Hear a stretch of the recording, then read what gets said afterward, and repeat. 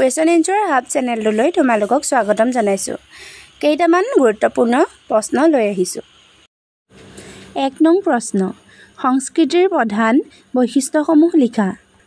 ১ উত্তৰ, সংস্কৃতি বিশ্বজনীন। বিশ্বৰ সকলো মানুহৰ চিন্তা, ভাৱ, অনুভূতি, হাঁহি, কান্দোন আদি সূক্ষ্ম অনুভূতিসমূহৰ মিল আছে। সেইদৰে শ্ৰদ্ধা, ভয়, জীৱনৰ প্ৰতি আগ্ৰহশীলতা সকলো মানুহৰে জীৱনত সমানে প্ৰকাশ পায়। জীৱন ধাৰণ প্ৰক্ৰিয়াৰ বাবে মানুহে পৰিৱেশক জয় কৰিবলৈ নিত্য নৈমিত্তিক কামত প্ৰবৃত্ত হয়। সেইদৰে মানুহৰ সম্পৰ্ক নিজৰ পৰিয়ালৰ বাহিৰতো অইন তেজৰ সম্পৰ্ক নথকা লোকৰ মাজতো গঢ় লৈ উঠে। সেইদৰে নৃত্য, গীত, বাদ্য, সাধুকথাৰ কাহিনী শুনাৰ আনন্দ, সৌন্দৰ্যবোধ আদি সুকুমাৰ কলাসমূহ সকলো মানুহৰে ক্ষেত্ৰত আগ্ৰহৰ বিষয় হৈ উঠে। গতিকে সংস্কৃতিৰ বস্তুবাদীয়েই হওক বা অবস্তুবাদীয়েই হওক, সমাজৰ সকলো মানুহৰ বাবে প্ৰয়োজন হোৱা আৰু সমাজৰ সকলো মানুহৰ জীৱনত সমানে প্ৰযোজ্য হোৱা কিছুমান গুণ থাকে। এই গুণসমূহৰ বাবেই সংস্কৃতিৰ বিশ্বজনীনতাক উপলব্ধি কৰিব পাৰি। মানৱ অস্তিত্বৰ পটভূমিতহে সংস্কৃতিৰ বিশ্বজনীন বৈশিষ্ট্যৰ স্বৰূপ উপলব্ধি কৰিব পাৰি। ২ সংস্কৃতিৰ স্থানীয় আৰু আঞ্চলিক ৰূপো পৰিদৃশ্যমান হয়। সংস্কৃতিৰ এনে কিছুমান উপাদান আছে যিবোৰ একোটা অঞ্চলতে সীমাবদ্ধ থাকে। পৰস্পৰৰ প্ৰতি শ্ৰদ্ধা আৰু বিশ্বাস অতীত আৰু বৰ্তমানৰ অভিজ্ঞতাৰ ওপৰত নিৰ্ভৰ কৰি বিশেষ এক অঞ্চলৰ সংস্কৃতি গঢ় লৈ উঠে।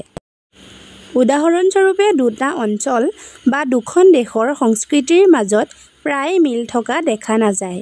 স্থান কাল অনুসৰি সংস্কৃতিয়ে বিকাশ লাভ কৰে। প্ৰত্যেক সংস্কৃতিৰ বিকাশ আৰু অগ্ৰগতি নিজৰ বৈশিষ্ট্যৰে সমুজ্জ্বল। সংস্কৃতিৰ বিশ্বজনীন বৈশিষ্ট্যই মানুহৰ আচাৰ ব্যৱহাৰ ৰুচিবোধৰ ওপৰত নিৰ্ভৰ কৰি স্থানীয় বা আঞ্চলিক ৰূপ লাভ কৰে আৰু স্থানীয় বা আঞ্চলিক ৰূপৰ মাজেদি বিশ্বজনীন বৈশিষ্ট্যৰ প্ৰকাশ ঘটে। ৩ গতিশীলতা সংস্কৃতিৰ আন এক প্ৰধান বৈশিষ্ট্য। সংস্কৃতিয়ে অমূৰ্ত ৰূপৰ গতি লাভ কৰে। সংস্কৃতি স্থবিৰ হ'লে নিষ্প্ৰাণ মৃত হয়। গতিকে গতিশীলতাৰ মাজেদি সংস্কৃতি প্ৰাণৱন্ত হৈ থাকে। সংস্কৃতিৰ পৰিৱৰ্তনশীলতা স্থবিৰতাৰ পটভূমিতহে অনুধাৱন কৰিব পাৰি। সংৰক্ষণশীলতাই স্থবিৰতাক সূচিত কৰিলে সংৰক্ষণশীলতাৰ মাজেদি পৰিৱৰ্তন আৰু গতিশীলতা অব্যাহত থাকে। যেনে এখন সমাজৰ খোৱা লোৱা, পিন্ধা উৰা, ধৰণ কৰণ আদিত ৰক্ষণশীলতা থাকে, কিন্তু জীৱন পদ্ধতি বিশ্লেষণে প্ৰমাণ দিব যে সাংস্কৃতিক পৰিৱৰ্তন সেইবোৰৰ মাজতো সম্ভৱ হৈ উঠিছে। সমসাময়িক ভাৱ চিন্তা প্ৰতিদৰ্শৰ দ্বাৰা আমাৰ সভ্যতা ভৌতিক দিশত পৰিৱৰ্তন হয়। নৈতিক সংহতি, পাৰিবাৰিক সংযুতি অথবা ৰাজনৈতিক প্ৰেক্ষাপট আদি বিভিন্ন সাংস্কৃতিক দিশতো পৰিৱৰ্তন স্পষ্ট হয়। কাৰিকৰী প্ৰগতিৰ ক্ষেত্ৰতো মানুহৰ সাংস্কৃতিক জীৱনৰ সামগ্ৰিক পৰিৱৰ্তন ঘটে। এইসমূহ দিশৰ ওপৰত ভিত্তি কৰি গতিশীলতা সংস্কৃতিৰ এটি প্ৰধান বৈশিষ্ট্যৰূপে ধৰিব পাৰি। ৪ সংস্কৃতিৰ আন এক প্ৰধান বৈশিষ্ট্য হ'ল ই আমাৰ জীৱনক পৰিপূৰ্ণ কৰে। অৰ্থাৎ সংস্কৃতিৰ জীৱনৰ ওপৰত সৰ্বগ্ৰাসী প্ৰভাৱ আছে। কিন্তু সংস্কৃতিৰ বিষয়ে আমাৰ অসচেতনতা প্ৰকাশ পায়। মানুহৰ কিছুমান মনস্তাত্ত্বিক আৰু দাৰ্শনিক সমস্যা আছে। মানুহে নিজৰ সংস্কৃতি শিকিবলৈ প্ৰয়াস কৰে। সমাজৰ অংগীভূত সদস্য হিচাপে কেনেদৰে কাৰ্য সম্পাদন কৰিব, ইয়াত মনস্তাত্ত্বিক সমস্যা থাকে।